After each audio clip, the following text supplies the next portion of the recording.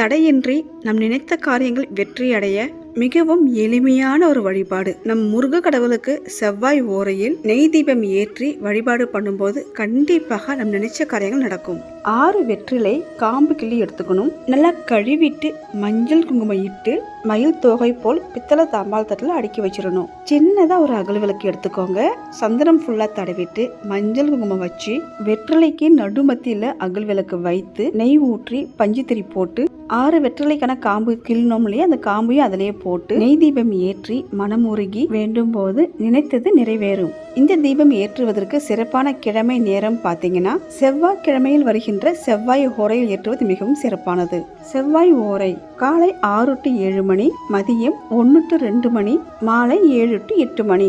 முருகருக்கு செவ்வாய் ஓரையில் நைவேத்தியம் செய்து நெய் தீபம் ஏற்றி வழிபாடு பண்ணும்போது வேண்டிய வரம் கிடைக்கும்.